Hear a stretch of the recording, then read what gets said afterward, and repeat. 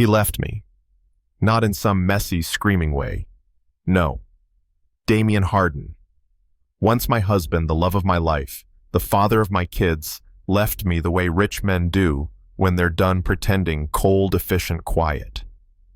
A stack of papers on the kitchen table while I fed our newborn daughter.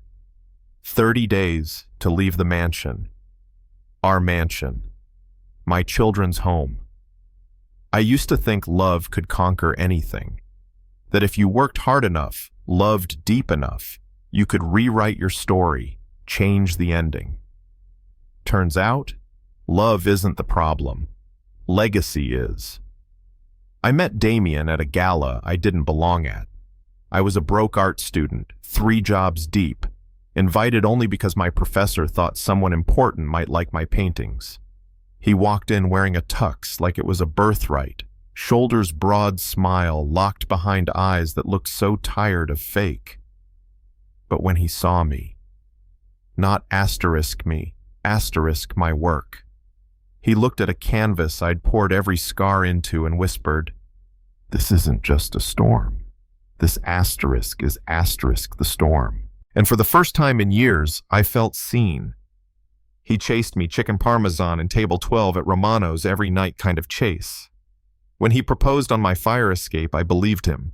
When he said, "We'll build our own country," I asterisk believed asterisk him. And for a while we did. We had a beautiful life, modest at first, then grand. My paintings sold. We bought a house with a north-facing studio just for me. 2 boys came, then a little girl. He was a good father. Thoughtful, present, sweet. He'd wake up just to watch me sleep. He'd cry at my gallery shows. But then, she arrived. Sabrina, his cousin. All legs, designer coats, and eyes that cataloged the worth of every item in our home. She said she needed a place to land after a breakup. What she needed was asterisk positioning. Asterisk. At first it was subtle. Compliments with daggers tucked inside. "You're so brave to still paint with 3 kids." Then it was influence. She'd suggest things better, nursery color palettes, more efficient household systems. Somehow my studio became an overflow office, my supplies shoved into a guest closet. Then came the gala.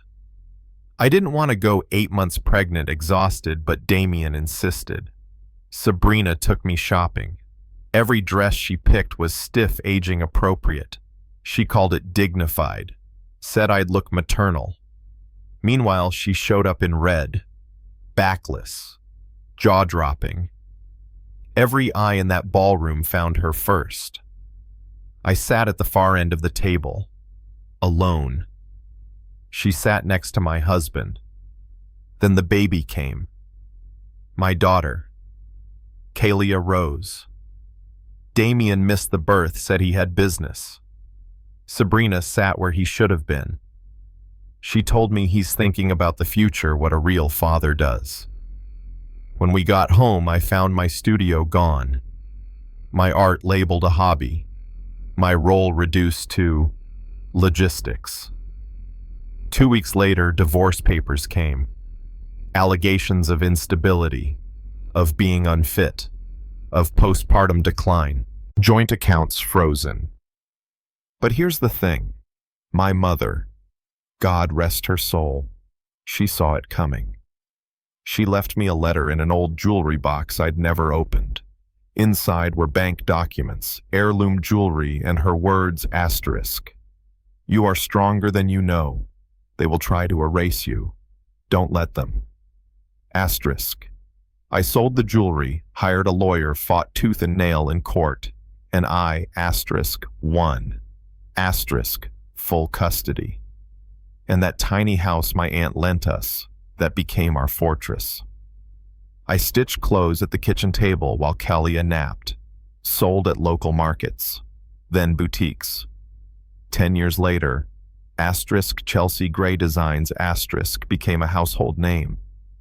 15 flagship stores, Forbes covers, and my 3 children, Chris, Derek, and Kalia. They didn't just survive, they asterisk thrived. Asterisk Chris runs operations now. Derek leads creative. Kalia, she's interning while planning her wedding. And then on the eve of her engagement party, security called. Ma'am, there's an elderly man here. Says his name is Damian Harden. Should we call the police? I said no. He came up. I opened the door. And there he was, frail, sunken, wearing the same kind of suit he once wore with pride. But it hung on him now like a borrowed past. My daughter looked at me confused. My son stood behind me firm. He opened his mouth, and nothing came out at first. Finally, he said, "Chelsea." I lost everything. I didn't flinch. I didn't cry. I just said, "You threw everything away. There's a difference." He looked past me at the life we built without him.